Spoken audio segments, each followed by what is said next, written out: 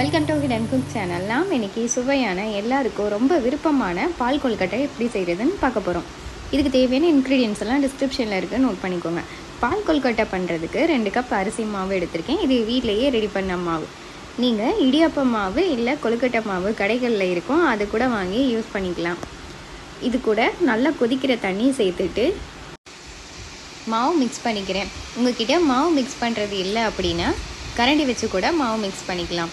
அடுத்து 2 கருப்பட்டி யூஸ் பண்ணியிருக்கேன். நீங்கள் உங்கள் இனிப்புக்கு தகுந்த மாதிரி கருப்பட்டி சேர்த்துக்கோங்க. அப்படி இல்லைன்னா வெல்லம் கூட சேர்த்துக்கலாம், ஜீனியும் யூஸ் பண்ணிக்கலாம். இப்போது இது நல்லா கரைஞ்சிருச்சு, ஸ்டவ்வை ஆஃப் பண்ணிடலாம்.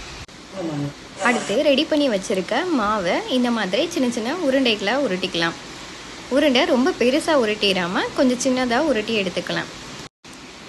அடுத்து ஒரு பாத்திரத்தில் தண்ணி சேர்த்து கொதிக்க வச்சுக்கலாம். நல்லா கொதித்ததுக்கப்புறம் உருட்டி வச்சுருந்த மாவையும் அதில் வச்சு வேக வச்சு எடுத்துக்கலாம். இந்த மாதிரி வேக வச்சு ரொம்ப நேரம் வேக வேணாம், கொஞ்சம் நேரம் வேக வச்சு எடுத்துக்கலாம். ஸ்டவ்வில் ஒரு பாத்திரம் வச்சுக்கலாம். அதில் கரைச்சி வச்சுருந்த கருப்பட்டியையும் ஃபில்டர் பண்ணி சேர்த்துக்கலாம்.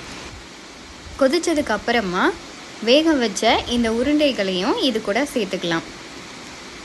மாவை இந்த மாதிரி வேக வச்சு சேர்த்தோன்னா கரையாமல் இருக்கும், அதனால் வேக வச்சு சேர்த்துருக்கேன். இதை நீங்கள் மறக்காமல் ட்ரை பண்ணி பாருங்கள், உங்களுக்கு யூஸ்ஃபுல்லாக இருக்கும். மாவை கையில் உருட்டும் போது லேட் ஆகும், இந்த மாதிரி ட்ரை பண்ணி பாருங்கள், சீக்கிரமாகவே ரெடி பண்ணிடலாம். உங்கள் டைமும் சேவ் ஆகும்.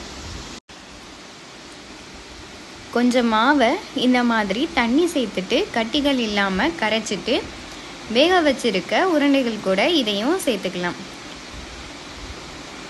மாவை சேர்த்துட்டு நல்லா மிக்ஸ் பண்ணிக்கோங்க. நல்லா கொதித்ததுக்கப்புறமா ஒரு தேங்காய் கட் பண்ணி சேர்த்துக்கிறேன். தேங்காய் பூ சேர்த்துருக்கேன். நீங்கள் உங்களுக்கு எவ்வளோ வேணுமோ அதுக்கேற்ற மாதிரி தேங்காய் பூ சேர்த்துக்கோங்க. சுவையான பால் கொழுக்கட்டை ரெடி ஆகிருச்சு. இந்த ரெசிபி உங்களுக்கு பிடிச்சிருந்துச்சுன்னா வீடியோவுக்கு லைக் பண்ணுங்கள், உங்கள் ஃப்ரெண்ட்ஸுக்கும் ஷேர் பண்ணுங்கள். நீங்களும் ட்ரை பண்ணி பார்த்துட்டு எப்படி இருந்துச்சுன்னு மறக்காமல் கமெண்ட்டில் சொல்லுங்கள். தேங்க்ஸ் ஃபார் வாட்சிங்.